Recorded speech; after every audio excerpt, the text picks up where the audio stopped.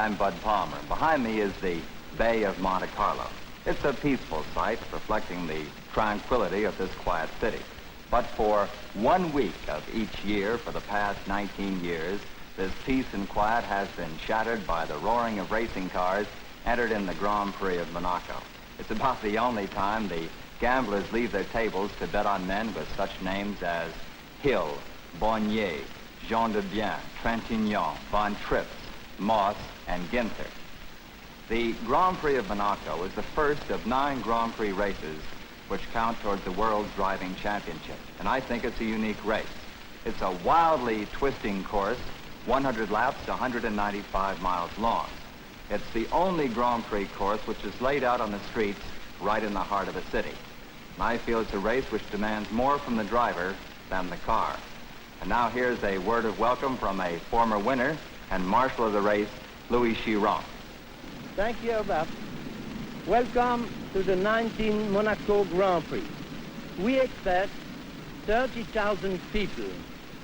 That is only race on the limit of the city. We have 22 best drivers in the world and 16 qualified for the first place. I drove it this race and I won in 1931. I'm enjoy. I hope to enjoy you too. Thank you very much. We'll continue with our sports spectacular after this message.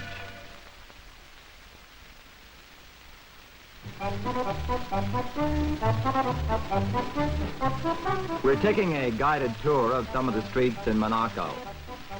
Not to see the sights, but to get an idea of the circuit that 16 of the world's greatest race drivers will use as their course. This is the Boulevard Albert Ier, running along the end of the harbor at Monaco. The cars corner sharply, switching back.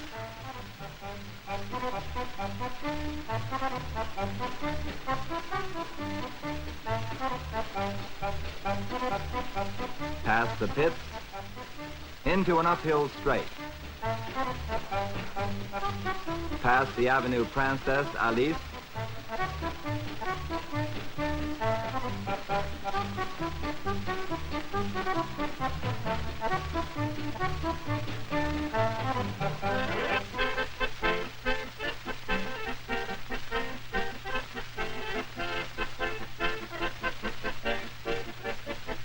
Flat out past the casino.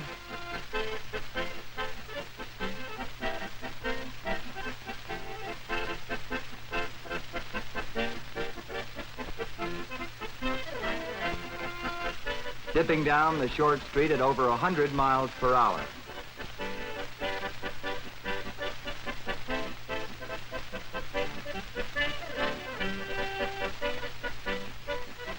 Turning sharply again. A downhill S-curve, past the railroad station at 50 miles per hour.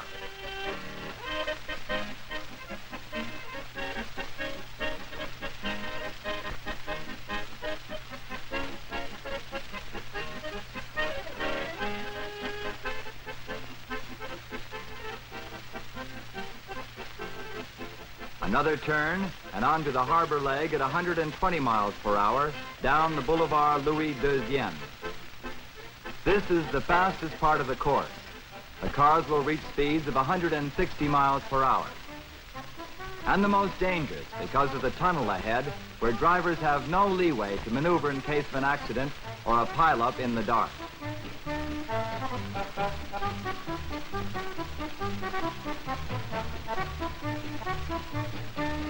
Past this downhill straight, the cars race into the famous chicane, where a few years ago, Albert Ascari lost control and dropped into the harbor.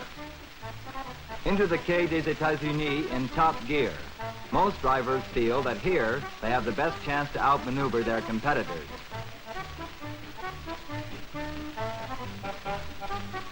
This is where in 1957, Sterling Moss and the late Peter Collins, trying to pass each other, crashed into the seawall. We've just completed the 1.9-mile course. The drivers will run it 100 times. Speed trial. The streets have been closed to all traffic except the race cars. 3 days of trials will determine the starting lineup. Race Marshal Louis Chiron, working against time, has to control the individualists that make up the driving team.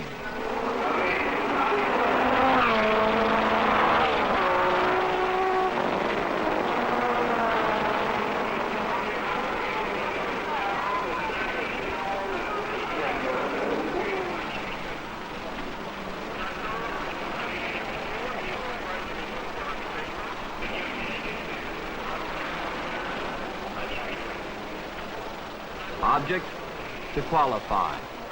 How? By turning in the fastest lap time. The driver and the mechanic agree that the car is ready. A full fuel tank will take the car through the 2.5-hour race.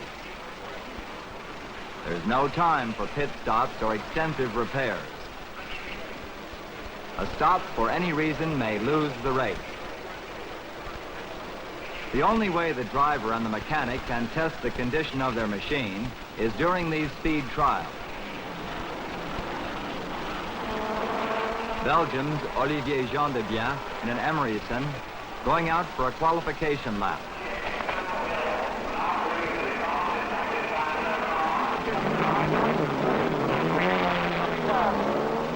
He's off.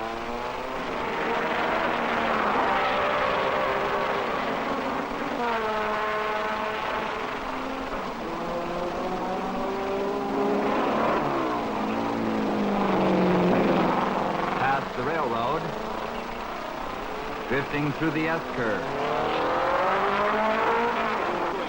and completing his circuit. Trintignant ready to go.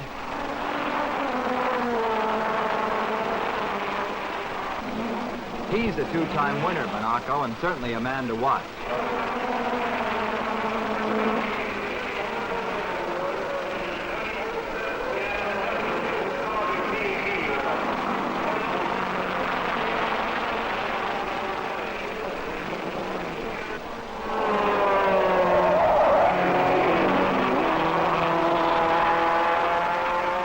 After completing a lap, his official time is recorded.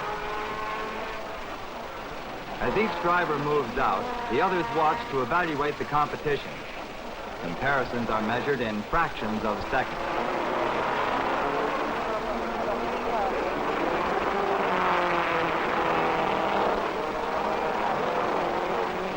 Part of the color of the race comes from the many nationalities driving here. Australia's young Bruce McLaren driving a British Cooper Climax. Another Australian and teammate of McLaren's is Jack Brabham, present world champion, who moves out for a speed trial. Tony Brooks of England with Gordon Wilkinson, chief engineer of BRM. Checking ends for BRM is team driver Graham Hill of England. And then we have Uzo 48 with the 60-degree engine to our east. Number 42, Maurice Santino with the... Competing against the factory teams is England's Sterling Moss. This is truly an international...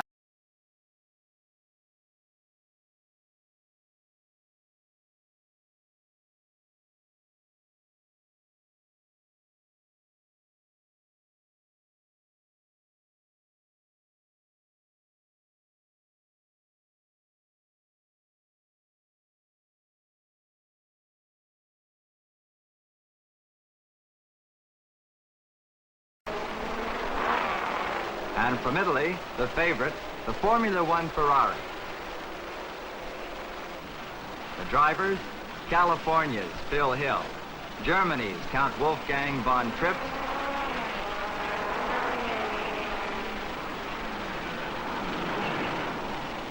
and young Richie Ginther from California.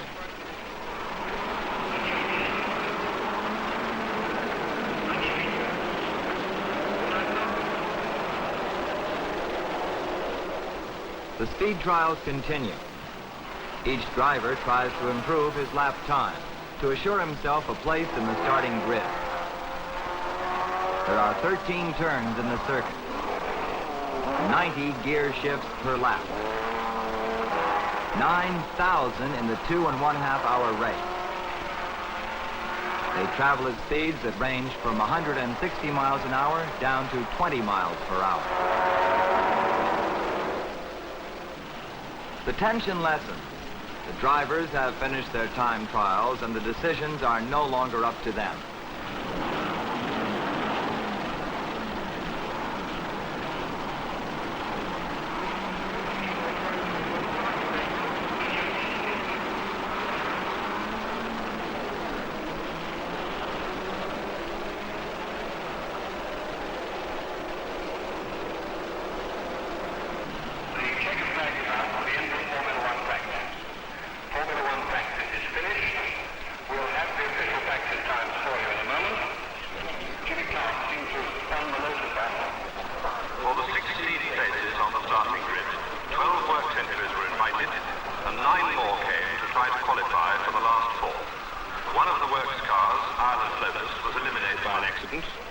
So 5 others qualified to make up the 16.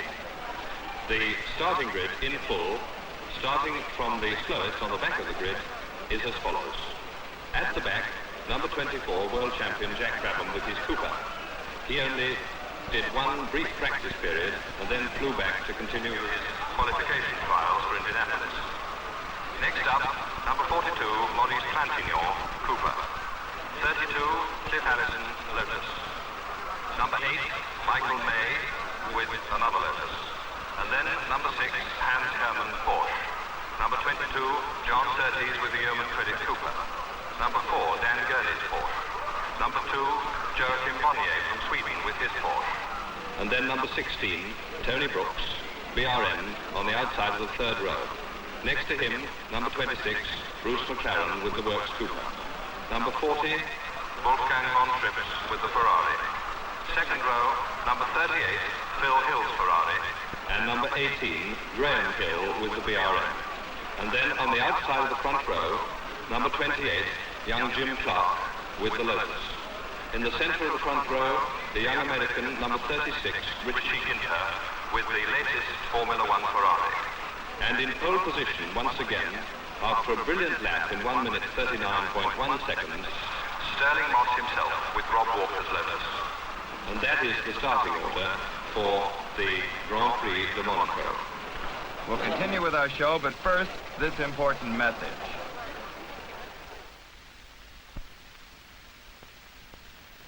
This is a Formula One racing car. This year, the Formula Ones were changed from an engine displacement of 2,500 to 1,500 cc's, which is about 1/2 smaller than the average American compact engine. This was done in order to reduce speeds, promote safety, and to induce manufacturers to sponsor teams by lowering costs. There's a great deal of controversy regarding this change. Many of drivers object. For instance, Maston Gregory. We're afraid this year that we might have a little trouble. More drivers will be able to drive these slower cars, and they'll be able to drive them faster. They won't be able to do it consistently, but they'll be able to do it for a time. And it's going to look like there'll be more competition where actually I think the caliber of driving is not going to be quite so good. It's going to be easier to drive these cars, and some fellows are going to think that they can go a little bit faster than maybe they should. Anyway, I don't like it. I'd like horsepower. Where do you feel the greatest competition lies? Oh, I'd say the Ferrari definitely. In this race would be Phil Hill, Von Trips, Richie Ginther, all 3 of them. They're going to give us a lot of trouble. They have a lot of horsepower with the new car, and the chassis works very well. This is the Ferrari team. At the end of the speed trials, the team held a critique. They discussed their own failings and advantages. And more important, they discussed the techniques and the cars of their opponents. Out of these talks, a strategy is developed, one that will see them through the race. The Ferrari is the favored car in this race, and with good reason. They have probably won more Grand Prix races than any other car in the world. 1:41:9, credo che sarà in questa linea, quindi in seconda linea esattamente, Bonnet qui va molto bene, e la macchina... I asked driver Phil Hill what his team talked about. Well, in general, about all we've talked about is how the other cars have gone in relation to our cars. And also, we've talked about what we think our own capabilities are. And we've had a few suggestions from the team manager as to what speeds we ought to try to do. Also, we talked about a few ailments that each one of our cars individually had. Tripp's car had one fault, mine had a few other things that were wrong with it, and well, all of them needed a few little things, and what we've done is tried to talk over all these things and try to ascertain what speed we might be able to go during the race, and that was about it. English car. This is the Porsche. Porsche has a long history in the manufacture of rear-engine sports cars, but this model is their very first attempt at a Formula One racing car. Racing is right ahead of us right now, technically. That might be what we're trying to catch them. I think the British cars are behind. The cars experienced some problems during the trial run, and a great deal of interest centers about its performance during the race tomorrow. I asked Joachim Bonnier to tell us a little bit about the car. Well, we've been discussing before the Grand Prix of Monaco, which is due to be held tomorrow, what we found out after practice today with our Porsches. We got a few new things on the cars, particularly the engine, and also the front suspension is brand new. The engine is now fuel injection and it's been working very well indeed, much better than we hoped for. With the suspension, we had a bit of trouble today. We had shock absorber, it's a bit too loose, juddering, but we hope to put it right for the race tomorrow. Also, for the future, we hope to be up with the Ferraris. That is engine-wise, they're definitely ahead of us right now. And chassis-wise, the English might be ahead of everybody. Obviously, they don't have the engines that the Ferraris have, and I think also our engine right now is slightly ahead of theirs. But very shortly, I hope we'll be able to beat them in the Grand Prix circuit.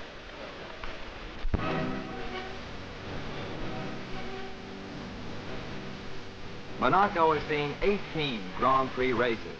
This will be the 19th.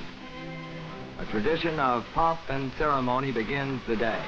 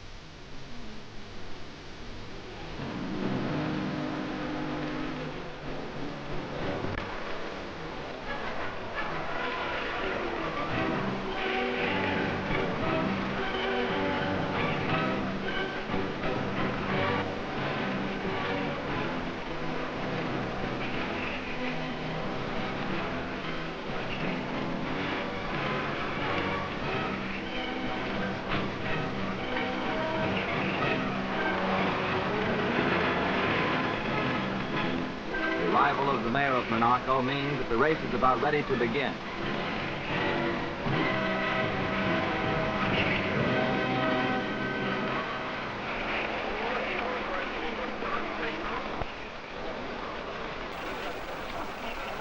There's a sense of anticipation in the crowd in these last few minutes before the race. Last-minute adjustments are made. The expected tensions of the drivers are hidden underneath a much too obvious calm.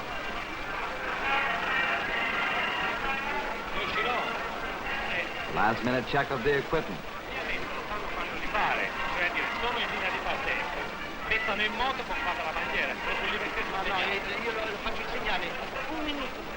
A last-minute look at the cars.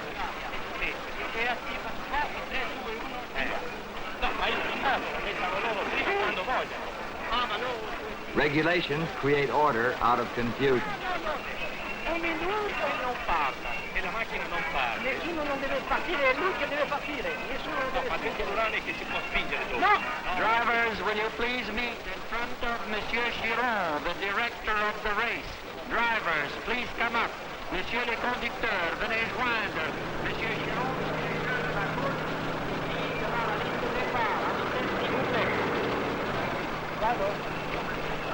Bravo, let's get this race going. The drivers are called together for a last-minute briefing. Pour la première fois dans les annales des courses automobiles, c'est un ancien débat sur cette délicate tâche est confiée. Je vais m'employer devant eux. Je compte sur vous.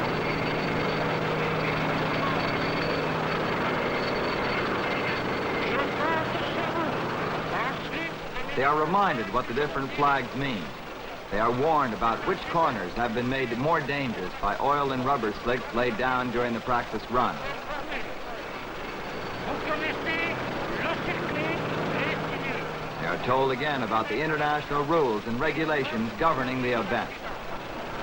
Je vous demande de respecter les signaux qui vous seront faits et de montrer votre sportivité. Vous savez que toute voiture rejointe doit céder la place. From the moment the drivers step into their cars, they leave behind their mechanics, their managers, their well-wishers. They have only themselves to rely on now. Themselves and the car. Moving up to number 42, Maurice Trantignon, with the Serenissima Cooper Maserati, one of the old leaf spring Coopers with the new four-cylinder Maserati engine. Number 42, Cliff Allison, with the... Each man knows the other, and yet the race is a lonely thing, an exciting thing, a purely personal thing, unexplainable to anyone except the man in the cockpit. Unfortunately, Jimmy Clark had a break with his car after doing a tremendous lap in the first practice session, and tremendous efforts have been going on in the Lotus garage to rebuild it. They really have done a tremendous job, and there's no question about it. They in software that far, and decided not to bring it out today, but to concentrate on getting it really ready so it's not going to be fun, but a real race tomorrow. And in this hour, similar car, they've both got to be ready. Then the two teammates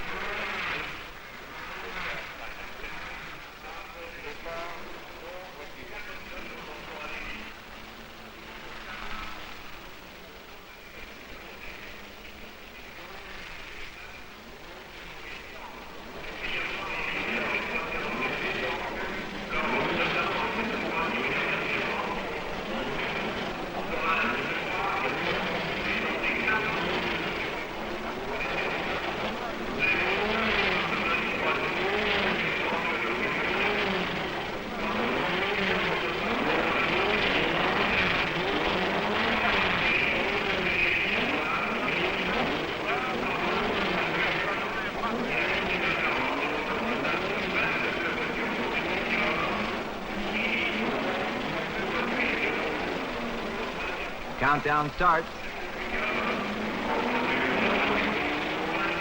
The flag drops. They're off, jockeying for position in the first 100 yards.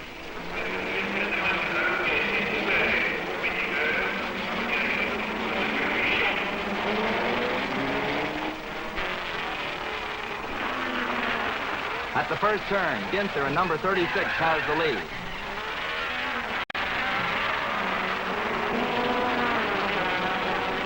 The field springs out as they head towards the casino.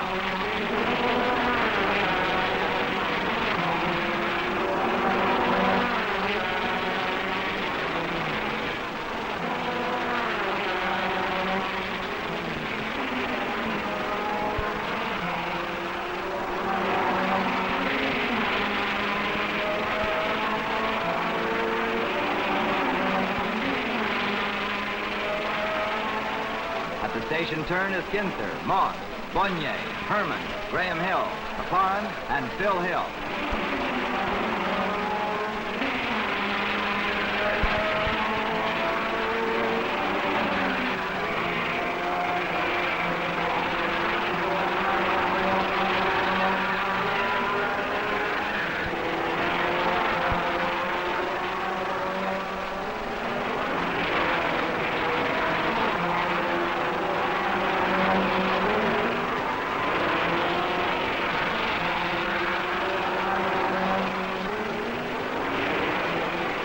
Harbor leg, they're doing about 150 miles per hour.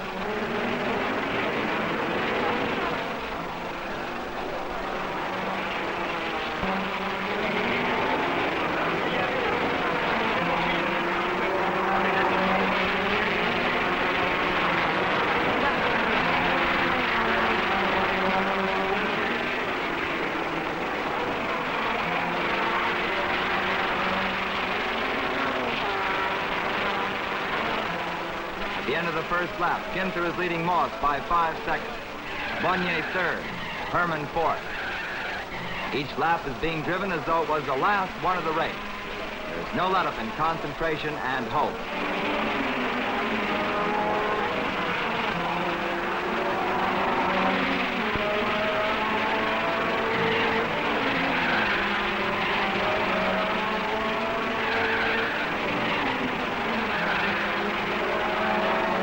Ginther has a lead of 6 seconds now.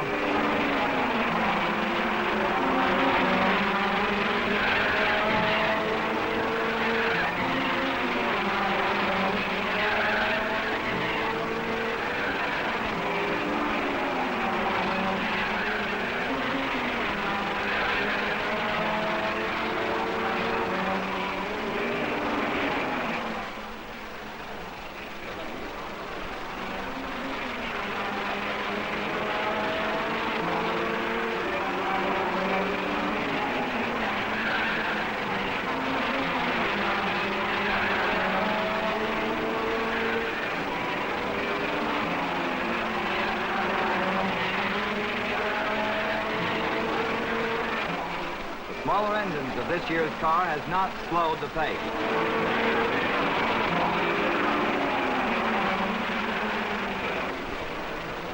The laps are being made in 1 minute and 37 seconds, faster than any previous year. We'll be back in a moment after this brief pause. Spectators crowd windows of apartments, balconies of restaurants for vantage points to watch the flying cars. Former heavyweight champion Ingemar Johansson on the left is a real fan. The road is sanded to soak up oil lost from cars. Hans Hermann's Porsche drifts around the station corner.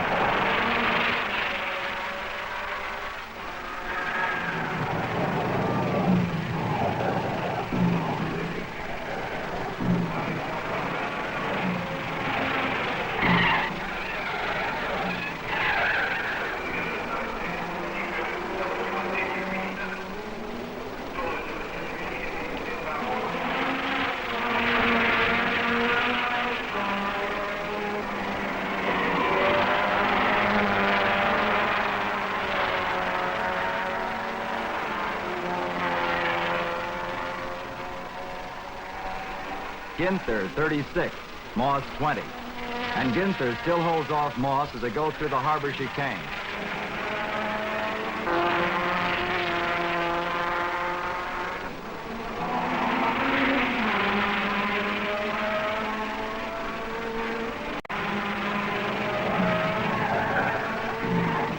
Less than 5 seconds separate the leaders.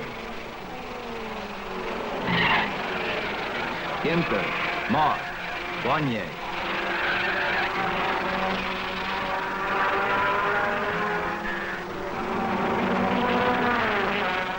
pull out, Moss keeps pressing Ginther.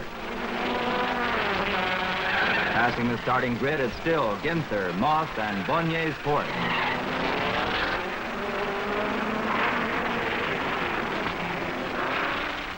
Moss pushes, trying to force Ginther into an error.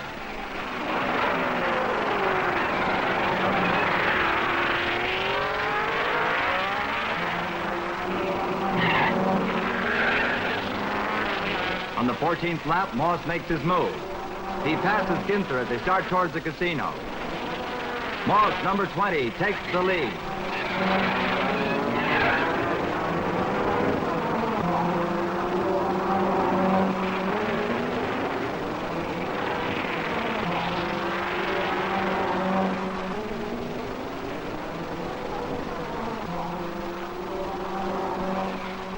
Moss, lying by the waterfront.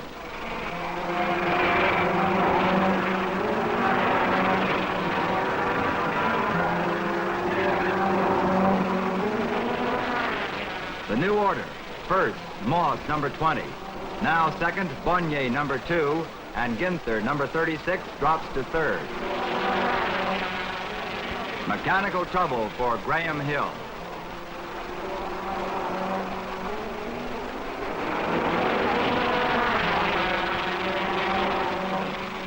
World champion Jack Brabham, number 24, in the pits.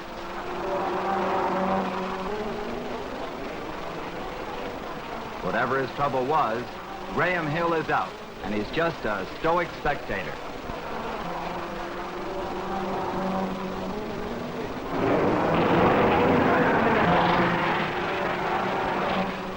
There goes leader Moss. Phil Hill is now second, having passed Ginther and Bonnier.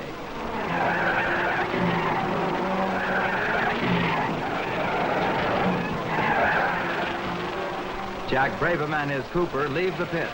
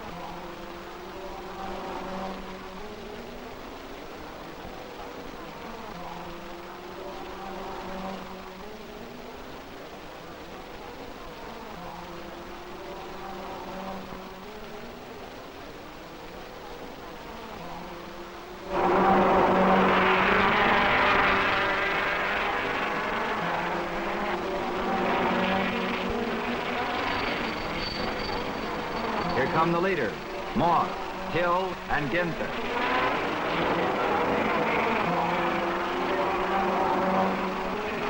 But where is Bonnier's Porsche? Jacques Bonnier's Porsche is finished. Bonnier runs back to the pits. He's unable to fix his car.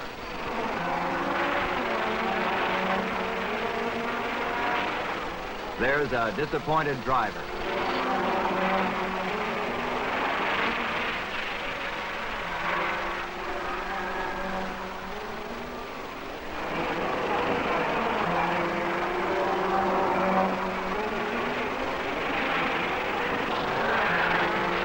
It's a three-car race now. Moss in the Lotus, followed by Hill and Ginther in Ferrari.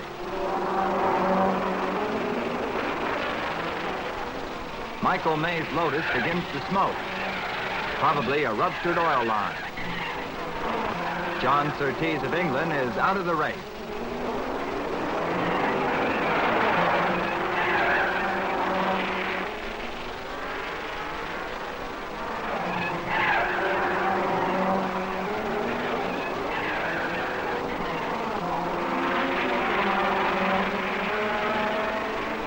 Michael Mays has to drop out, leaving 12 in the race. Jim Clark, number 28, signals that he's pulling in.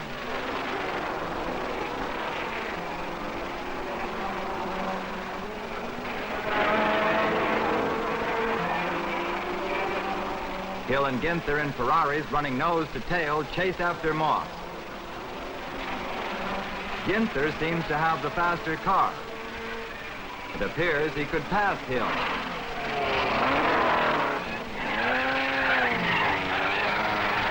Savoni, Ferrari team manager, worries about how to catch Moss. A decision must be made.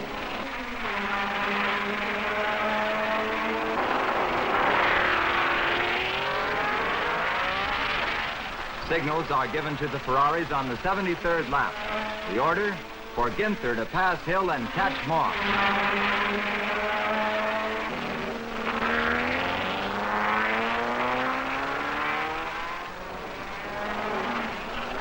Ginther passes Hill according to signal and moves into second place.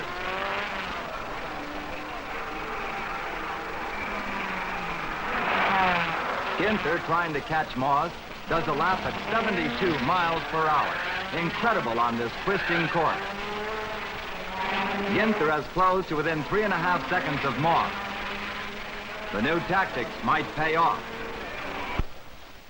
Crowd wonders if Moss can hold his first place position in a year-old car against the very latest Ferrari.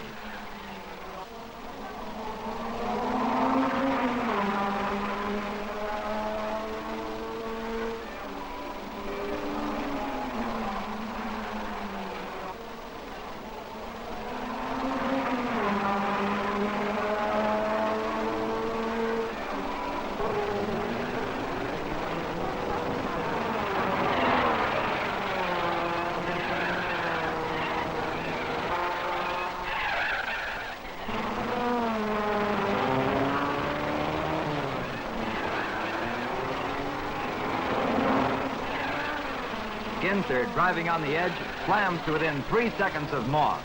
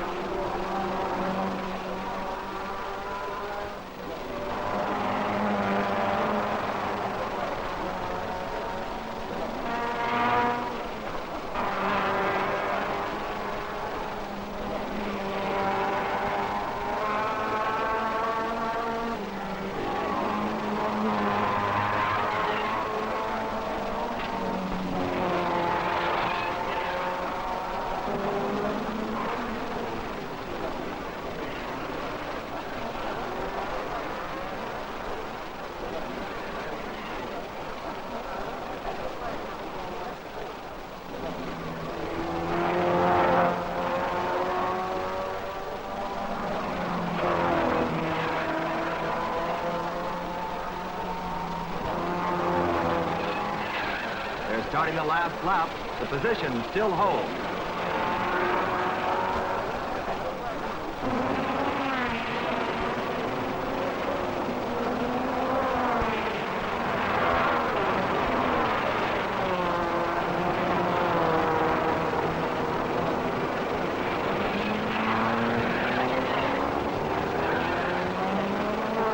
Moss. Ginther matching Moss's record lap time, but still behind.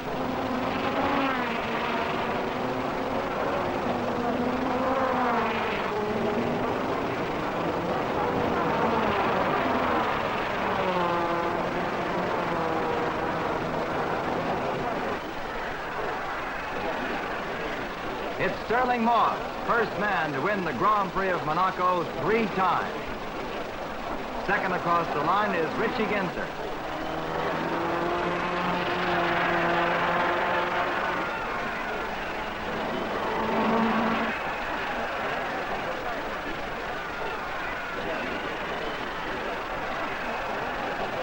The car still looks fresh. The driver shows obvious signs of strain, heat, and hard work.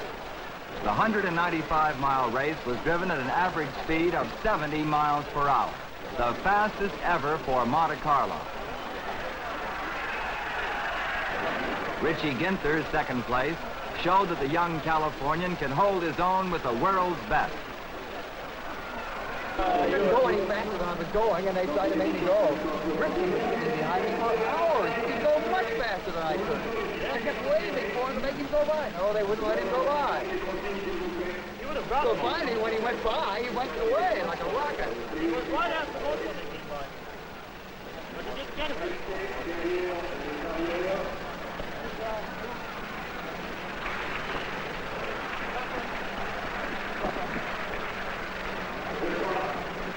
Sterling Moss receives his prize, the Gold Cup for the 19th Grand Prix from Prince Pierre of Monaco.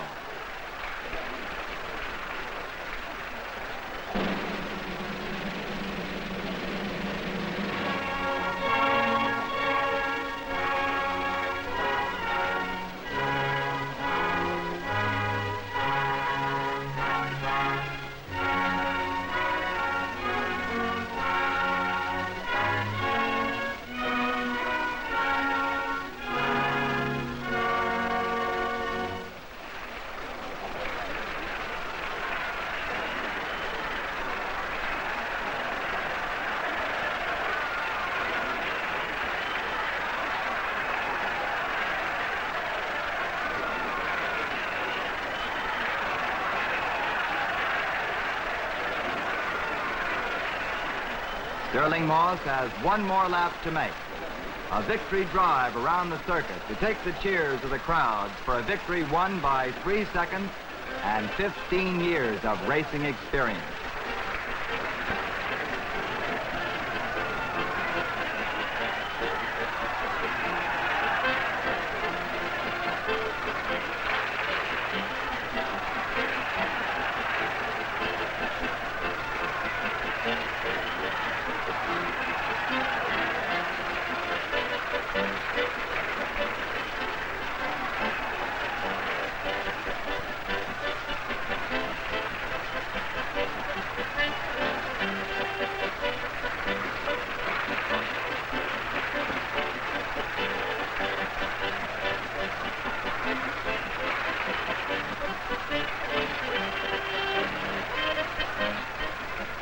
We'll meet Sterling Moss in just a moment.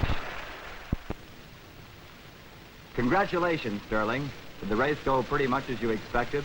Not quite. My intention was, if I got the lead at the first corner, I would have, on the second lap, not the first lap, I would have gone really fast. The reason for that is that on the first lap, you quite often get people with their oil tank a little too full, or blowing some oil out of the breathers. So the first time that you come round, well, it's really the second time you come round, is quite likely to be a dangerous time. So I would always slow the pace if I could for that lap.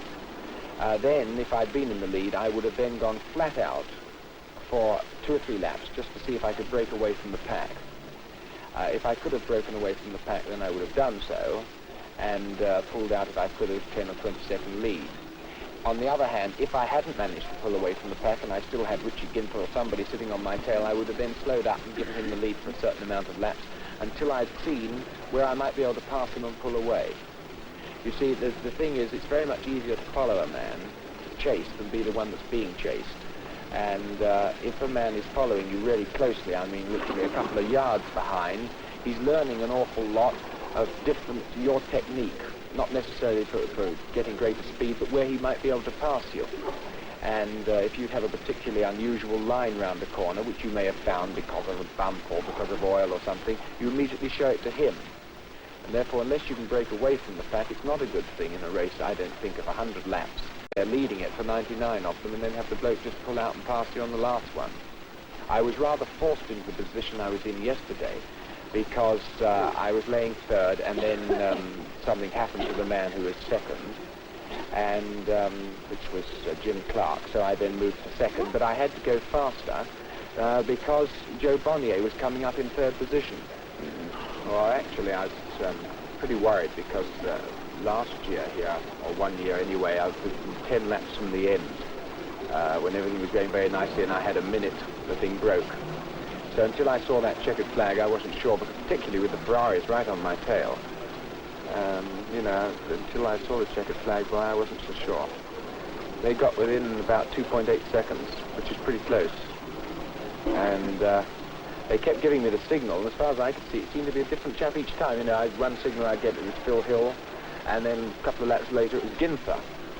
Still, you know, same sort of distance, maybe 4 seconds, 5, 3.